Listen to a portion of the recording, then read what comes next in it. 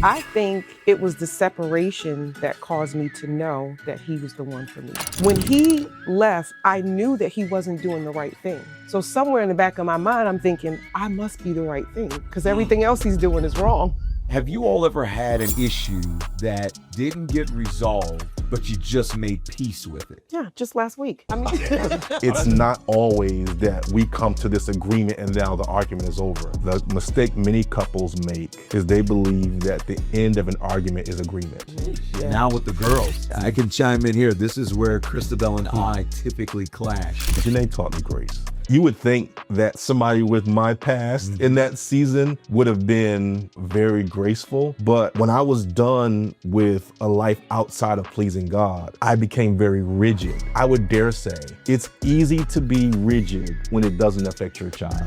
And I was hard on her at first, but there came this moment where I would rather have my relationship with my daughter than to beat her up over the wrong I believe she did. My major battle typically is with the girls, and it's always a battle over bathing suits. Bathing suits and crop tops. You call them stomach shirts. Stomach shirts. Stomach shirts. Stomach Consequently, my biggest clash with their mother is over the girls' attire. Yes. Because she is pro, let them do it, experience life, or else you're going to turn them into something when they leave. Yeah. And I say, well, then let them sin and go to hell on their own time. You take them to buy the clothes. Hello? I do, but then I'll be the one to fuss about it. Why do you have that on? Apostle, I do have a question, please. Since we know that we are doing this session at Tent of Meeting, and we are going to see people elevated. What was your expectation of LC when you were elevated? Whoa.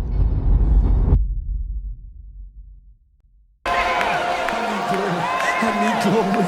I need glory. I need glory. Every leader, every preacher, every bishop, every apostle, lift your hands. Lift your hands, please. Close your eyes and forget these people. You are in a safe space.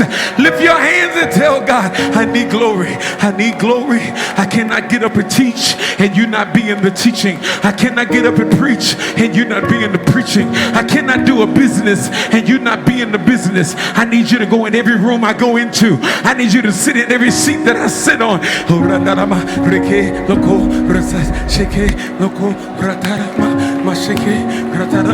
You ready?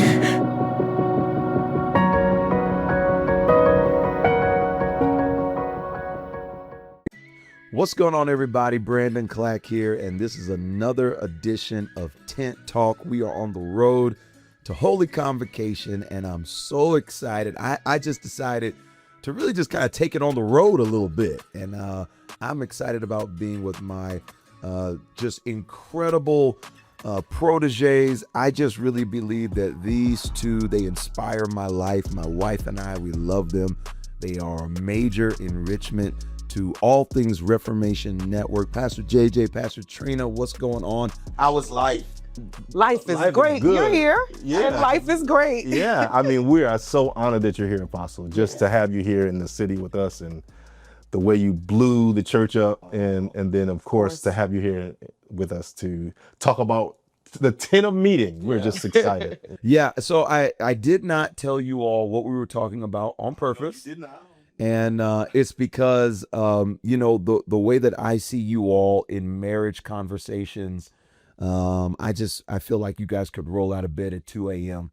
and talk about marriage. Can you tell us, how long have you all been married? 32 years. I was waiting for you to do the right 32. 32 years. Isn't it funny that I feel like I'm the one that's more up on anniversaries now than... Probably, yeah, more so now. But I do know we dated for 5 years before we got married. So we've been together like all of our lives. yeah. Love that. Yeah. Mm-hmm. You know, the concept really that we're going to be focusing on today is, I mean, obviously it's Tent of Meetings, but what I love about when God comes into personal space is that he always has covenant talk. And I want to hear what it was like when you all felt like God walked in the room with you all. What was it like? How did you know that each one was the one? It's a funny question. It's a funny question for us because our story is so unique. You know what? Maybe it's not unique. Maybe it's very common, which is why people come to us. We literally got together when we were kids. We were teenagers, and when we started going together, it wasn't even dating then. We were both in church. She was in the choir. I joined the choir to get with her, literally. But then when we hit around, what was it, 19, we got married? Yes, 18. You were 18 and I was 19. But at 20, we completely separated. Okay. Yeah, so we were separated for a good point of our marriage. And I can honestly say it was probably mostly me. It was my fault. Thank you. I know you're waiting Thank for you it. being So honest. I'm letting you get the praise for that. But Apostle, when you talk about God walking in the room, I was ministering at a women's conference. I don't know why I was ministering at a women's conference. And Pastor Cheryl Brady was preaching. And Love her. She's amazing. incredible. Yeah. And she talked about the story of Noah. And she was talking about how Noah was on the boat, and we always praise the deliverance, but the deliverance had to stink because they were on a boat with all these animals, and it was going up and down. So they had all the rocks and the waves that they was hitting up against. But then there's one scripture that she said that just changed my life, and it's so simple. It said, "And God remembered Noah." And when she said it, I promise you, I heard the Holy Spirit so clear. He said to me, "You're forgetting your favor." My goodness. And he said, "Go back and get your wife and reconcile your family." Wow. It had nothing to do with what she was preaching, but it was so clear in that moment that God was using Pastor Cheryl Brady to remind me that I had a family that I had to put together. So at that point, I went and told Pastor Trina, I said, "Hey, God said we got to get back together." And she's probably thinking I'm joking and because we had gone through for quite a while. But that was the moment that changed the rest of my life. I never went back. So God really walked in our relationship and in our lives at that point. Wow. Strangely enough, I think it was the separation that caused me to know that he was the one for me. Really? When I think back over my life, I'm like, when he left, I knew that he wasn't doing the right thing. So somewhere in the back of my mind, I'm thinking, I must be the right thing because everything else he's doing is wrong. So somewhere in the back of my mind, I knew that it would happen. I just didn't know what path. I didn't know how we would get there.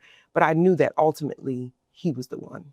You guys are 32 years in, which is just, phenomenal. After 32 years, with what you know today, what would you all tell yourselves 32 years ago in premarital counseling? Geez, I think we give some of those same lessons to our daughters today and our son. And I always tell my daughters now to, of course, put God first and don't lose yourself. I think a lot of times in relationships, we go all in. We give out all the goods in the beginning. We do all the things to prove our value, when I feel like your value really shows up when you're reserved and when you can sit back and just let, God do the work, let timing be what timing is, and not, go all the way out. And I think those are the same, even in marriage. I kind of feel like, now this may be different. People may think differently about what I say, but I feel like he's still learning me. And I think that's what keeps our marriage so interesting. There's a new layer that he has to learn about Trina. And I feel like I have learned our patterns and the way we do things. Every year for our anniversary, we'll sit down and ask each other questions.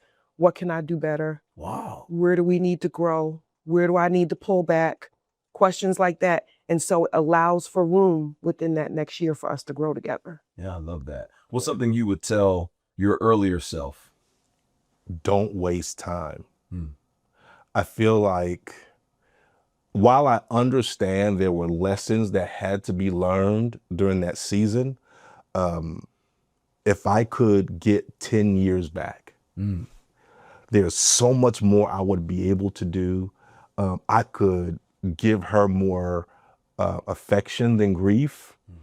I could be further in ministry. Now, somebody would probably think that, hey, you've done a lot in ministry. Yeah, but I know that there's so much more I could have done if I wouldn't have wasted time.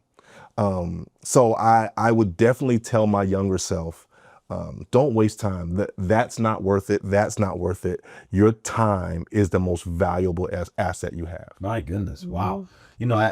Christabel and I have been married 20 years. Yeah. And one of the things that I would tell my younger self is be flexible when it's time to pivot. Like today, her seat is empty. Yeah. And 15 years ago, that would have thrown me off. Yeah. That her flight got missed. I would have wondered, how can we still do the podcast? How can we still have the conversation? Sure. Yeah. And just through the anxiety, I would have found something to fuss about. Yeah. Wow. Yeah. And the fuss, there, Christabel Clack, she's fiery. Really? Oh yeah. Yeah. She's not afraid of much. I just keep her away from the phone. Right. And she would have, came back guns blazing. And so I would have told my younger self that life happens. Yeah. And pivots are necessary. Right. If you can't pivot, you can't get a different perspective. Yeah. Sure. And if you don't see things differently, you'll only fight from the direction you can see it. Right. Wow. Right. Yeah. And That's good. So that's probably something I would have leaned on. But I'm also curious, and then I'll tell you our story. I'm curious, have you all ever had an issue that didn't get resolved, but you just made peace with it? Yeah. Just last week. I mean, all the time. all the time. All the time. As a matter of fact, we were just talking about that, how there are a lot of things that we don't necessarily have the solution to, but we want peace more than we want the solution. I love that. And so for peace sake, we have learned how to let it go and just allow God to open up that window of time where his heart is ready to receive, my heart is ready to receive, and we can really have a dialogue and figure things out. Everything is not meant to figure out in the moment. So we just kind of let God do what he has to do in both of our hearts first, and then we'll be able to receive from each other. Apostle, I think that the mistake many couples make is they believe that the end of an argument is agreement. Yeah. And it's not always that we come to this agreement and now the argument is over. The agreement usually is we're going to agree to disagree and let that go so we can have peace more than we have the victory of being right. Right. Because I think many times we're fighting, we forget the issue. Come on. And we're really just fighting to be Attacking. right. Yeah. We start attacking. Yeah, because I know it's one argument we had. We stopped arguing about the issue Yeah, like I don't even know we were arguing. What was the 10 main text point? messages ago, and now we were continuing. We were bringing up additional things, just searching for that right space. Yeah. And I'm like, you know what? I don't need to be right. I just need to be with you. Yeah. And if being with you means I'm giving up the right to be right, I'm good with that. Yeah. So if I don't need to be right, I just need to be with you. Can you all walk us through practically what is the process of letting go? Is it not bringing it up anymore? What does it look like? Is it changing the shirt? What is it? Changing the subject, finding something that we do agree on, and that we have, like, we'll go out, we'll do little dates with each other. He likes the movies, we'll go see. Well, if we go to a Marvel movie, usually I have my AirPods on, but It's so it's bad. just, I will sit literally. Hold on a second. There's no way, Trina. Yes, I will. So you're not a Marvel fan? Not at all. Oh, Not at all. And she's married to Not me. at all. You. Right, Marvel. right. But he wants me to be with him, and that is a place where it's peaceful. We can both find common ground. So if it's something as simple as that, to bring us back together and to table the main topic so we don't have to discuss that, then that's what we're doing. I'm sorry, I'm amazed right now. So with the headphones in, are you watching a show? Yeah. Yeah, TikTok, I could be on whatever. YouTube, TikTok. So the new Spider-Man's coming out. I'll be And you'll have there, your but I'll have my headphones on. And here's the thing about the new Spider-Man. I found this theater I forgot. I think it's called a screen X, and it goes all the way around. But I am a master tuner outer. Like if I'm really not interested in something, I'm gone. Like that's just the way my brain functions. So That is interesting. I'm not there. I'm there, but not there. Do you use that in your letting go process? Oh, I have to. Okay. I have to. I don't know if that's good. I may need to sit on somebody's couch. You've been together 32 Right. years. It's work. It's work. It's work. I'm Yeah, gonna tell you absolutely. something. She said to me, Apostle, that I'll never forget. We had a bad memory at a place, and I would literally avoid a state just because I didn't want to go to that place. Wow. She said, "Let's go make a good memory in this place." My goodness. Yeah. She said, "So when we go here from now on, you'll remember this memory instead of the one that you're staying away from." And I think a lot of things we have to attack that way. Like make a new memory, have a new conversation. Don't dwell on whatever is having you at odds, but start something fresh and new that you both can be tuned in with. And then when it's time to come back to discuss, if it comes back around, you're coming at it from a place of a healed heart and a fresh perspective.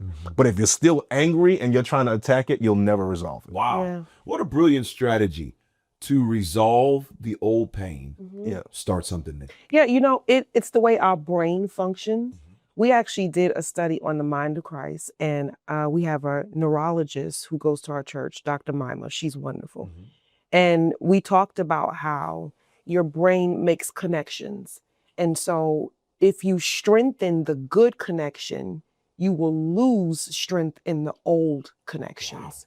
The things that once, made you really raging mad. If you can find something to strengthen opposite of that, find something to strengthen a good thing, a good moment, you will lose the impact of what happened before. So it's the way we naturally function, but because sometimes we are so bruised, we harp on the thing that bruised us. Yeah, we stay there. Rather on the thing that will heal us. Yeah. So you have to make that switch. Be conscious enough to make that switch. I love that. Yeah. How long have you guys been pastoring? 5 years, 6 years. 6 years. 6 years. now. So 6 out of the 32, you've had to take pastoral weight home with you. And I know that it is advised, the church stays at the church. I have not found a senior pastor No. that has been able to do that with his wife, specifically when both of them lead with dual weight and responsibility. Yeah. How have you guys handled God's kids following you home in your heart? Has that ever affected your marriage? If we're being honest, it has. That's what our argument was about. Yeah. Gotcha. Okay. We usually at this point argue about church stuff. Church. We're not arguing about each other anymore. I mean, let's face it, we're 32 years in. Right. 37, really. You know me, I know you. I know all your quirks. You know all my quirks. So we're not really arguing about stuff that we've had 37 years to deal with. Yeah.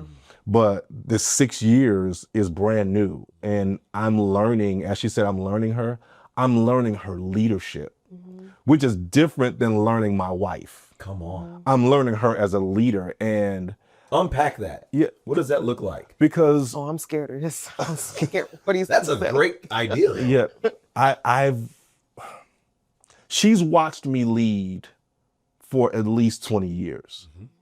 I've watched her lead for 6 because And honestly, I don't even know if you've gotten a full 6 out of me. yeah, that's true. Interesting. Yeah. Okay. Because I'm so used to being in the background. I'm so used to sitting back until it was hard for me to step up in that way. At home, I could do it, but church, it was different. But Yeah. anyway, go ahead. So in my leadership of a choir, which, I've had to lead, even though it is a choir, you have to lead personalities, you have to lead ministry, you have to lead business. So she's gotten to see that. I've seen her lead a house. I've not seen her lead people that did not come out of her womb. And watching how she responds to people that she loves but frustrate her, that she loves but wants to disciple, it's been different. And I've had to learn not to interject my point of view every time she does something that's different than I would. And that's been our rub, because I want to see her do well. I want the people to do well. but I gotta stop trying to save the church from her. Wow. You know what I mean? Like, Yeah. because if you do that wrong, we might lose the church, we might lose the people. I can't save them from her, because then I'm not allowing the Lord to lead her as a leader. Yeah. I got to allow him to be her shepherd instead of me being her shepherd. You know, that's really phenomenal, because, you know, at Reformation, yeah, you guys are vulnerable. I'm gonna do it too. At Reformation, LC is known as the muscle. Yeah. And there was a time where I was really trying to incubate her, and I wanted people to be careful, because I am a bit more huggy grandfatherish. Yes. And she is more get in line right now. Or that's her. Yeah. And to your point, I have finally just decided, maybe over the last, maybe since the pandemic, to let her organically lead and be, instead of trying to edit her. Yeah. And just trusting that she has what God has given her for that group of people. Yeah. Yeah. And I think it's because of that I've really been able to see the fivefold ministry graces at work. Because I you know, not that I'm the best, but I know that nurturing and the shepherding of a pastor, that's in my heart.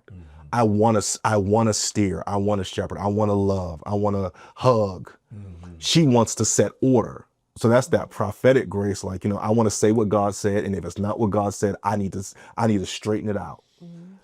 And watching that happen is like, but you got to do it more. You got to do put a hug on it. And some people don't need and hugs. she doesn't want a hug. She wants order. So I think this is how we show that all the graces are necessary. Oh, absolutely. Because if you have just order with no nurturing, then you have a whole bunch of people who are soldiers, but they aren't lovers of God. Yikes. And that's not what we want. We want people to love him, not just honor him because of him being a deity. We love him because he's our father. That's that nurturing. But that order is definitely necessary. So I've been able to see how graces work together through our relationship. Yeah. Trina, I have a question for you. Your husband said that he wanted to watch you lead people that didn't come out of your womb. What would you say to a blended family that they're married, but they're having to deal with kids that they didn't birth? How would you suggest that they handle that with your experiences handling God's kids that you didn't push out? I think I always do try to remember, you know, when you think about the fact that these are not your children, that they actually do belong to God, it will make you parent different. If I had a blended family, understanding that child did not come from my womb, I would be more careful. Sometimes, and I think I said this recently, I am more careful with the things that do not belong to me than the things that do belong to me. Unpack that. Because if it doesn't belong to me, I don't have the same perspective and the same value of the one that it belongs to. I know I can discipline my children, and because we already have established our love and our affection towards one another, I know we'll bounce back. But I can't say the same for someone that I have not established that with. So I have to lead with that in mind. Even if I have to, I don't want to use the word discipline, but even if I have to bring order to a situation, I'm still going to do it a little bit more tenderly than I would do it with my own, because I want to establish that love and that, you know, that caring, nurturing relationship. I want to establish that, and I don't want to bruise the person's heart or their soul or even their mind in my doing it. I want them to see what I'm saying will make them a better person. It's not to harm them, it's to help them. And so if you can get someone to understand that, I feel like when you do have to bring order, they'll see it from a different perspective. Oh, that's really good. And they'll go away loving the Father and loving you more for bringing the correction and making them a better person. As a married couple, what are some of your mutual expectations for your biological son that he doesn't know yet? I think He's sitting right over there. he's actually held to a higher standard, then I don't know if he realizes it. I don't know if he actually realizes the higher standard, but he's given grace, so much grace in that area. He may know about the standard. I think we're teaching him the grace. He knows where he's going, but I think we're taking our time teaching him the grace. Okay. I don't know. For Maybe me- you could answer it better. For me, my expectation is that you'll be what we want to see. Like, you set the example for the house for what this looks like, because the first thing they're going to say, I mean, the Bible even says you can't minister before them if you don't even have order in your own house. So I'm like, if that's the case, if you are the measuring stick, then you need to be the example of what being under our leadership looks like. And if you don't do that, then they can question me as a leader. Like, why do you expect this of me and your own house isn't doing what you're asking me to do? So that's my expectation. It's a hard expectation. It's a hard expectation, but I thank God. I mean, he's right here, but I thank God that God gave us a son that he was never hard to raise. Okay. He pretty much always fell in line. We had one bump in the road. And that was was the like one. a college bump in the road. You know, all kids go through during college time. So that was the bump. But other than that, he has always been what we wanted him to be. Wow. Always. Yeah. He had when he went to school, he went to a high school that was outside of our city. We trusted him to go to another city to go to high school. Wow. While he was in high school, he found his love, he found his passion. And without us telling him, he just developed this career path for himself. Shocked all of us. Yeah. At one time, he did want to be a rapper. So we were all throwing up these hands. I don't know. We had gang hands. It was gang hands. Yeah, it was 4. Yeah, we had gang hands and everything. But I mean, we allowed him to do that. We allowed him to carve out his path. But what we found is that what was inside of him, it was a seed. It grew. And I don't even know when it started, but that seed was in him and it grew. So we didn't have to do a whole lot of, bringing him in or anything like that. So it's always been in him. I asked that question because I imagine that if you all had an agreement on your expectations for him, I'm curious if you all ever saw something for him that you all disagreed on. Mom saw one thing, dad saw something else, and you two had to work it out. I don't know. I don't think we've ever been that, there. no, to the glory of God, when it was time for him to go away to school, that was kind of my decision. Okay. But it was like, it was because of what was happening, and we really wanted the best for him. And I saw, I really just saw him being such a great man. And I knew that this opportunity would help that greatness come alive.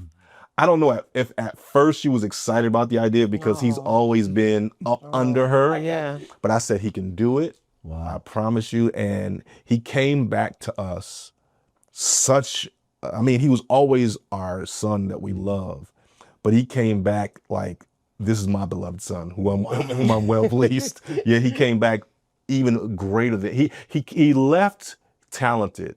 He came back anointed. And I'll never forget that. Yeah. Okay, same question, but now with the girls. I can chime in here. This is where Christabel and I typically clash. Yeah. It's over the girls. With Yeah. Noah, we're pretty much on the same page with his development. Sure. And then, she typically tags me into, body slamming when we but with the girls, that's Not Noah. You don't body slam Noah. No, I had to go to a school. I sure Oh, did. really? Yeah, like I was back in the 90s. I sure did. Drove my truck and said, come on outside. I'm sure he was sweating bullets. Oh, it's sweating bullets and tears all the same. Oh, yeah. Yeah, you're right. The girls are different. I think we clashed in our parenting styles when it came to the girls. Yeah. Because I took like a more, at first I think I took more of a softer approach. Okay. And he was the harder approach. And now that they're a little bit older, the tables have turned. Really? Yeah. I'm more of the hard approach. He's more of the gentle. actually, God worked a miracle with my oldest daughter's relationship, Janae, and him.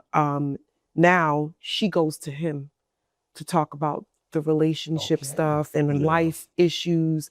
She goes to him, and I love the fact that she does, because I know that I really have a higher How did the standard for her. tables turn?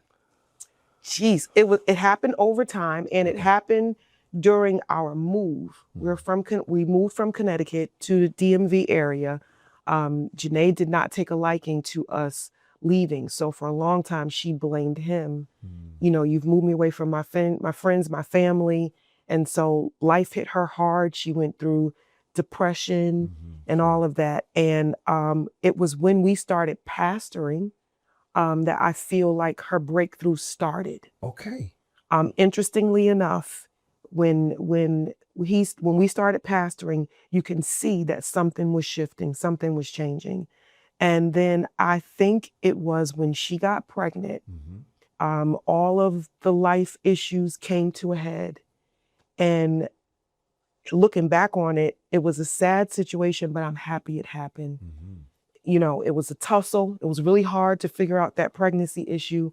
But out of it, not only did come one of the most joyful little girls ever, but it restored and repaired their relationship.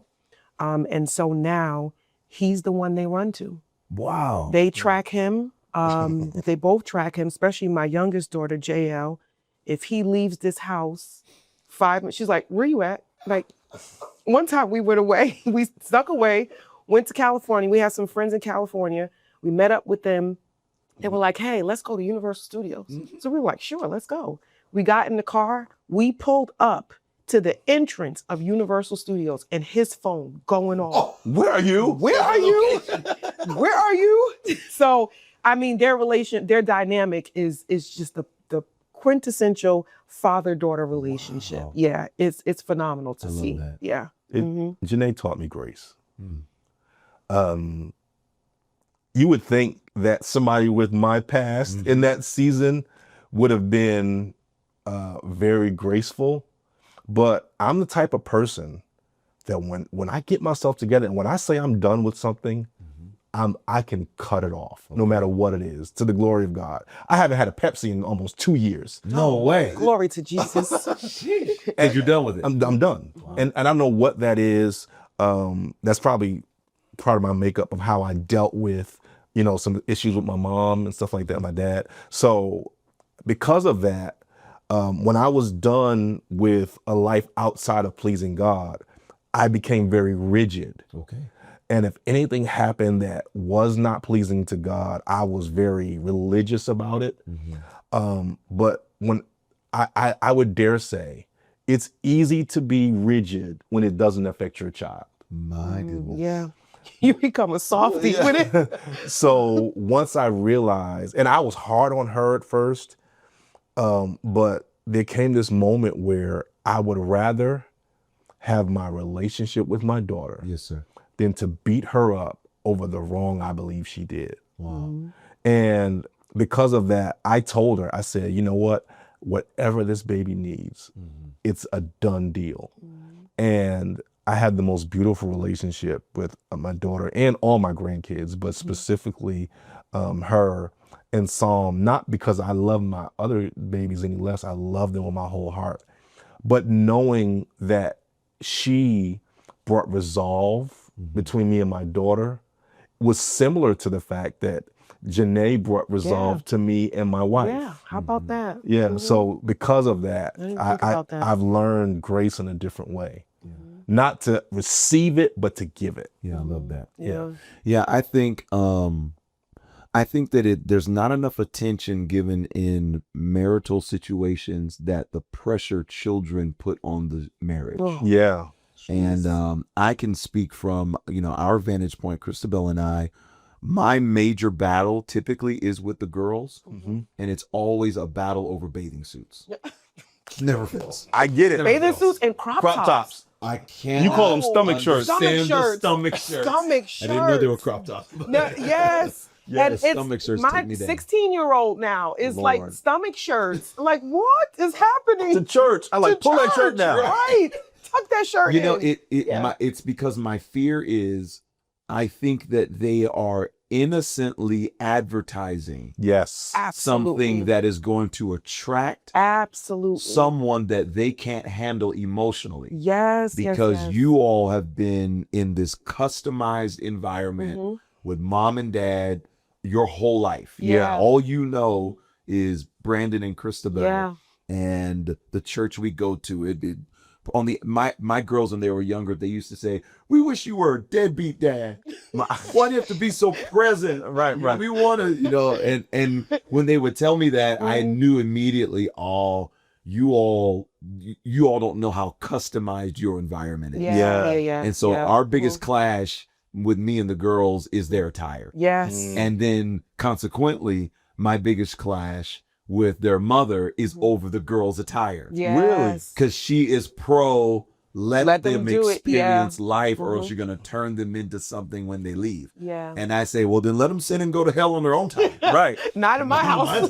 Exactly. You want to lose it and figure it out like that. And I'm like, you take them to buy the clothes. hello? I do. And sometimes I buy them when they're not around. I do. I'm what not is lying. this? I do. But then I'll be the one to fuss about it. Why do you have that on? That's Yeah, you're right. You're right. It's a thing. I don't know. It's so funny. It never stops. I mean, this has been going on for the longest time. I think it's always been a thing. Funny story is my mother, when we were young, she would not allow us to go to like I hope it's not TMI, but she would not allow us to go to like the Victoria's Secrets and things like that to buy things. She was like, no, because if I let you buy that, you're going to want to show it to someone. My goodness. Go to Walmart, get you some That bloomers. thing almost stirred me up. Don't wear anything that you want to show. Yeah. And so she kept us like that. That's the way we were raised. But now I see that it's reached a different generation, and each generation goes a little bit further. And so now we're seeing it with this generation, and I get it. You want to allow them. I don't want my kids to sneak. I've seen kids. I went to high school with kids who would change their clothes once they got there. Come on. They left in one outfit and, changed once they got to school. And I don't want that to be my children. So we just put JL in a private school, so she has to wear a uniform. Right. That's right. Put the uniform on. Right, put the uniform on. But I think, there's a balance. It's a healthy balance, because I don't want them to advertise, but then I also don't want them to sneak For sure. and advertise. So there's a difference there with us as well. There's no difference for me. Exactly. Yo. And my thought is, while I understand the young ladies wanting to be attractive, you got to also consider what you're attracting. Yes, sir. And you attract what you are advertising. There's no way, if I wanted to sell, some Nikes, I'm not going to put on Adidas. Come on. So I'm obviously putting on what I want to advertise with the people I want to attract. So if you're telling me that I got to wear skin tight, short stuff in order to attract the people that you want to see, then don't be surprised when you get the response of the people that you know are no good for you, because it's what you advertised. Yeah. So if there's always this saying, like, dress how you want to be addressed. And if you want to be addressed as a lady, dress like a lady. Come on. If you if you wear that stuff, then you don't be surprised when you're addressed in the way you are dressing. That's just my thought. No, for sure. Yeah. For sure. And as we are rounding the corner, we're coming to the conclusion. Oh, I'm sorry. Because I can no. I can sit here and talk your head off all This day. is a good but conversation. it is a Monday, and I know that Monday is the Holy Pastoral Sabbath. So I'm not going to work y'all too hard, but I do have a few more questions. Okay. You guys are gearing up for Tent of Meeting for multiple reasons. Yes. And I'm excited about that. And you all will be serving at the Great Convocation there, Reformation. And you'll be facilitating a conversation very similar to this one. But I'm curious, can you all model, just a quick exhibition, can you all model how to affirm something in your spouse that they haven't heard you say yet. What is something that JJ can say to Trina to affirm her? And what is something Trina can say to JJ to affirm him that can be like a template on how to build up who God gave you? Wow. I would honestly say that I want to make even more of a conscious effort to affirm him in being himself and being who God has called him to be. Come on. I think we take for granted just because people are in the limelight, they're in the front, that they automatically have the confidence to be there and that they feel secure in every decision that they make. But the truth of the matter is most of the time they're up there sweating bullets. Come on. Right before it comes out their mouth and even while it's coming out their mouth. And I want to affirm you in the fact that you hear from God. You are a strong leader. You absolutely hear from God, and you don't need anyone's approval to make or to bring order. You don't need anyone's approval to execute the things that God has given you. You just got to walk in it. And I'm going to be there with you. I'm going to hold your hand right through it. Even if I fuss afterwards, I promise you, I have to be me. I promise you that I am going to be there with you every step of the way. Trina, before he goes, I need to ask you a probing question. Can you give us, and you don't have to go the full details, but I'm curious, can you give us a scenario where he was not confident in something God gave him and you knew, I got to build him up because he has to go out there? Geez, I know that there's been, I'm trying to put my mind just around one. Sure. Because it happens very often. Okay. Because Pastor JJ is always thinking about how are the people going to respond? Yeah. Are they going to gravitate towards it? I think there was something that we just had to address in a leadership meeting. And it was one of those things where you feel like, oh, I might need to tread lightly. And I'm like, no, put the gavel down. Yes. This is what they need to hear. And what's so funny is a lot of people appreciate seeing that different side of him that will really bring it down. So the end of it is he's going to get the results that he needs to get. But it's just that pushing that go button in him to just let it shoot from the hip, not try to make it dressed up and not try to make it sound politically correct, but give it to them the way they need to receive it. I can tell It you one time happens you gave me, often. That's good. I can tell you one time you gave me a lot of confidence. When I had to preach for Bishop Younger's pastoral and you anniversary. preached. Ooh, you preached. And I know you did. I promise to God, he called me about that. Jeez. Maybe once every other week, maybe for almost 2 months. What? He I'm called telling me you. that many times about that sermon. I'm just telling you. raving about whatever it was. I'm like, out of all the preachers in the world, Whoa, Bishop Younger could have had it at his whoa. anniversary. He asked me, and mind you, there's a whole section of preachers Yeah. right Yes. there. And I'm Yes. like, what? Hey, Yes. one of y'all take it. Yes. But she was like, you can do it. Come on. You love the word. You know the word. Teach the word. And that's what I don't think a lot of people know. He's really a student of the word. I mean, Pastor JJ studies the word and then he listens to trusted preachers to understand the dynamics of preaching. And so on that particular day, I mean, we get to see it all the time. Everyone may not see it, but we get to see it all the time. But on that particular day, you came out guns a-blazing. My Like, goodness. this is it right here. I mean, it was the word. It was no fluff. It was scripture to back up scripture. It was solid. I mean, one of my favorite messages he preached. And I wasn't asking for No, but I'm really, it really gets me excited. That thing excites me to see you go And here's forth how like I that. know it is not just a wife being nice. Bishop Younger, I'm telling Yeah. you, you know what? We're going to ask him tonight. We're Yeah. going to see him tonight. Bishop Younger called me so many times about that sermon. Yeah. He did. That's the truth. Yeah, I'm gonna go back and preach that again.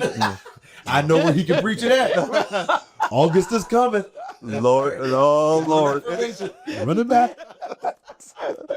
So I would say to you, I know we discuss what we could do better a lot, but I'm really proud of you. Oh, I'm proud of how you've shown up. I know that you prefer the background. Preaching, teaching, leading, these are all things you could definitely do without if you had your way. And I know every time you're going out to preach, I got to tell you, you got to go. but every time you go, somebody's blessed. Somebody receives a word that they need. Every time you speak in the house, you set order. And I'm really proud of you. Thank you. I really am. I don't know. I don't tell you that often. I'm happy, but this is also awkward. I don't know why I feel so See? awkward. See? Don't ever try to have a mushy moment. Awkward. It's not happening. You want to know how I knew it was a little awkward for her? She had clenched these two thumbs together, and them thumbs were so tight.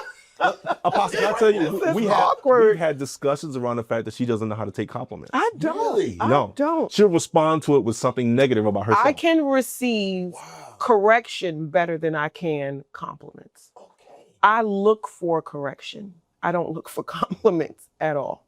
Yeah. So it's very uncomfortable, very awkward for him to sit here. Even it makes my heart happy, but On the inside. it's very uncomfortable. Because she's also sweating. Right. I'm telling you, Pastor Jay, that those thumbs were so clenched. I said, she's waiting for a release. Right. Let me out of this. Right. Yeah, I will say for me, first of all, I was just completely shattered. I was heartbroken when I had to preach Zoe's funeral. And I had wanted other people to do it. Yeah. And Christabel I was in my office and just distraught. And she came in and she said, I have decided that you have to preach Zoe's funeral. Wow. And I said, I don't know if I'll be able to focus enough to deliver the message and live in the emotion. Yeah. And she said, I don't know another preacher that is going to be able to encourage me with the intimacy of this loss. I get it. She said, and I'll never forget it. She said, you're capable. She said, you are gifted enough to do it. And I'm telling you, you preach in her funeral. Wow. And she just walked out. And she kind of she didn't have her shoes on. So her feet were just kind of slapping on the wood. Why would you notice that? Why? I don't know why I remember that, but the feet were so disrespectful, slapping on the way out, And I remember thinking moments before, I just thought to myself, there's no way I can. And then after she had charged me so aggressively, I remember thinking, oh, yeah, I think I can do this. I think we have a question for you. Okay.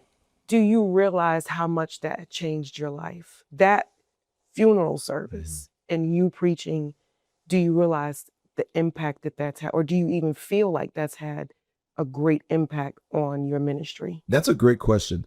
I'm probably maybe 9 to 12 months in, finally realizing it. Wow. And that funeral was 5 years ago. It had to be 5 years ago. Yeah.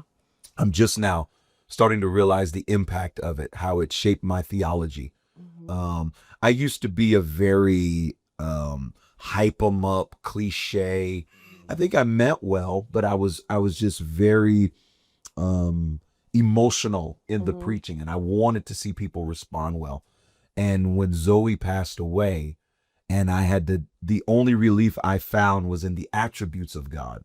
The cliches failed me. Jesus. But it was in the truth of his, and I don't want to turn this into a seminary class, but it was in the attributes of who he is and how he responds that I found that God's not going to repent to me for what he allowed our family to go through. And when I settled in that, I found, strangely enough, this beautiful acceptance from him. Yeah. That if I allowed it, then there's something about it you don't know. Because you don't know everything about me. Jesus. And everything about me is perfect, and it is pure, and it is lovely, and it is for your greatest good. So just trust that what you don't know, there are pieces of the unfolding layers of my love for you that you will find until you pass away. Jesus. And it was from that vantage point that I found that sermon. I hear it so many times, believe it or not, that clap and cry, feel and heal. I hear those 4 words from someone at least once a week over the last 5 It years. really felt like that launched a whole ministry. I agree. And I think everybody wants to be launched. Who wants to be launched that way? Yeah, who wants to? But I'll tell you something, and I can't say that it doesn't happen, but when we first met you, when we first saw you, we were at a church in New York, you got up to give offering. And I said, look at this man of God standing up there. Your hands were shaking. Mm-hmm. I mean, I know exactly what trembling, you're talking about. trembling. Sure. But after that, after you preached Zoe's funeral, I never saw you tremble ever again. And I'm like, God, what was that? What was that switch? Like, how did it happen? And it's not to say that you don't tremble in the inside, but I feel like God did something to your outer man. He changed your inner, but it changed your outer man. Your whole life looked different. You looked different every time you got up after that to me. I don't know if I ever shared that with you, but you looked different. It was like a different stature. You were a whole different person after that. Wow. So I can tell that something inside of you switched. And I don't know if it was a new boldness or it's like, God, something so dear to me left. All I have is you now. And I'm clinging closer to you. And we saw that. We got to see that. So I applaud you. Wow. I really do. I applaud you and everything that you have gone through in front of us and that you did not hide. You let us see you in your vulnerable moments. And I feel like that example, you didn't even have to ever say a word to me, but that example changed me. I'll tell you something. We honor and respect that you are pastor, but clearly God has ordained you with this prophetic grace. There is no way you could have known that maybe the car picked me up to get to your church at 11:30, maybe around 11:15 yesterday. I asked the Lord, how come I'm not nervous? Wow. I did. I said, I feel so prepared. Wow. He didn't say anything until right now, Jeez. where you just gave me language and confidence. And I said, Lord, I pray I'm not becoming too common. I was concerned. Yeah. Because I feel like I have a steady hand. Yeah. Where I did not have that before. Right. Wow. And you just gave me incredible language. And wow. Jeez. You don't know how I needed to hear that. Wow. Now my stomach is trembling. I'm like, We all tremble together. right? Apostle, I do have a question for Please. you. Since we know that we are doing this session at Tent of Meeting, and we are going to see people elevated. What was your expectation of LC when you were elevated? Whoa. I think the first expectation I had of her was to love people loud, because elevation in my vantage point can make someone feel very much so on a pedestal. And I wanted her to love people loud. So in having this expectation for her, that is why I upgraded her wedding ring. Wow. Oh, Now wait. Now. in trouble. Now I don't know if this is the session for this. I don't know if this is the kind of podcast we should be having. But, I sure did. I wanted to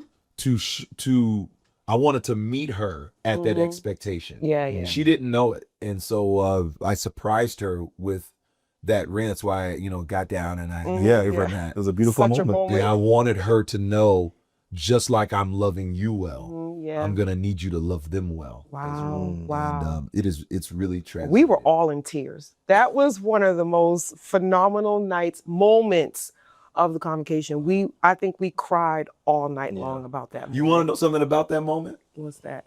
It's never seen the light of day. I know. We Wow. can't, it's nowhere. No We one's ever can't seen find it. No. You had to be No in the room. recording. You had to be in the You room. had to be I there. was so nervous. Jeez. I was so concerned. I did not want to put myself through the mental warfare of the wondering what will happen. That was with wisdom. this. That was Yeah. wisdom. And so now, LC, she has wanted it to go everywhere. And every time she gets You put everything else on Instagram. Well, that ring is everywhere. That's true. Very true. But I was just so nervous, so concerned.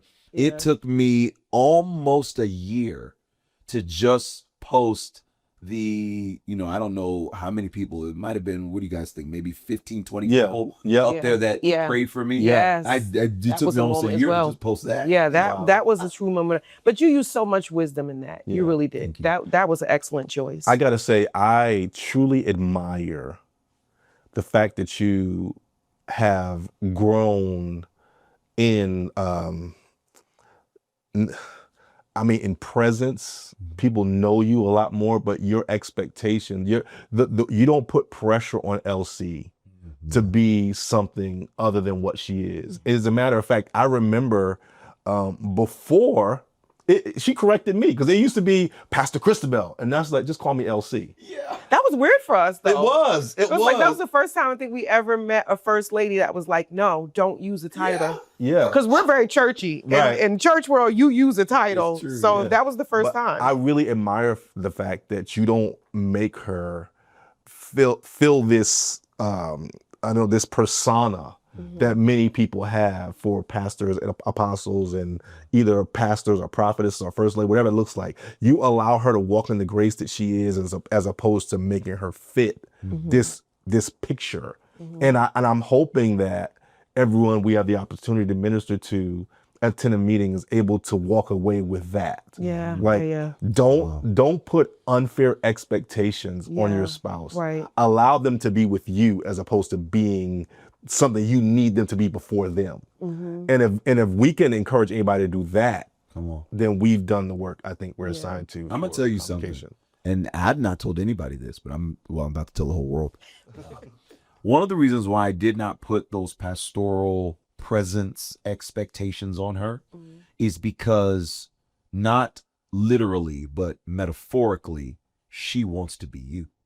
Wow. She Worship has leader. always had an incredible gift Yeah. vocally to lead Incredible. worship. Yeah. And someone so gifted and so overlooked, and minus the projects and so many disappointments, so many people have said, I'm gonna do blank with you, and I'm gonna sign you to this and do this with you, and so many broken I can't tell you how many tears I've wiped. Wow. Really? Like her wondering, I just don't know how to be Yeah. what my gift could be for me. Yeah. Yeah. And when I saw that wound forming by the time I got her, I decided, when we started pastoring, I'm not going to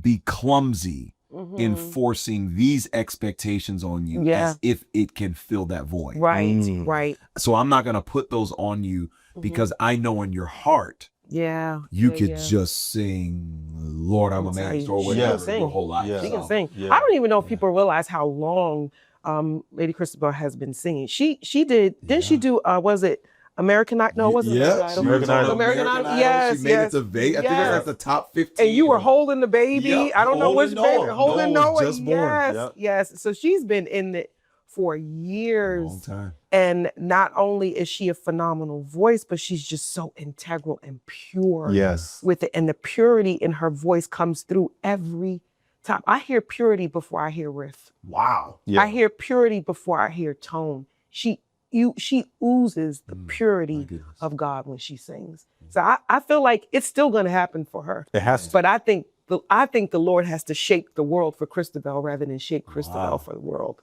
I really do. Yeah. I love it. Guys, look into the camera and give one admonishment, one to a husband in the making, one to a wife in the making. What is one thing that they need to be focusing on getting ready to get married? One thing for every man looking to get married. You don't become a husband when you get married. Be a husband now. And everything that you think a good husband should look like, become that now before you put the ring on that woman's finger. Be responsible, be loving. I've heard it said that when you get married, there are not things that become, there are things that are magnified. So whatever was there will be intensified and revealed and magnified when you get married. So whatever you're looking to be when you become a husband, be that husband now. Yeah. Where's my camera? I think for the wives, I want to say we have dreamed of being wives. We played with Barbie dolls, we played with babies, we played all of that. And in our minds, we have imagined what this man is supposed to look like. And I don't want you to carry that over into your marriage, that image that you grew up with thinking when you were playing with your dolls and your Barbie dolls, that that's what your husband is going to be. God may have something totally different in mind than what you imagined and played with in your mind when you were young. So don't discount who your husband is because it's not who you imagined when you were 13 or 14 years old. Learn how to be adaptive and to pivot to God's plan in your life and trust that he has designed for you uniquely who you need. And I think that's my biggest advice. So good. So good. Guys, thank you so much Yeah. for opening up your space. Thank you for letting me crash. Oh, of course. ask a Anytime. bunch of intrusive The house is questions. more anointed now. Right. To everybody that is watching this session of Tent Talk, I pray that you are blessed. Go and sign up. Go and register for Holy Convocation. And all the married people, make sure that you are in this session. You're not going to want to miss it. I think I even want to invite the engaged people. Yes. Yeah. Make sure that you are in there so that you can get the tools and be equipped. 32 years of experience is coming to chat with you. It's going to be a great time. The information is going to be on the lower third right behind me. And we'll see you very soon. Peace.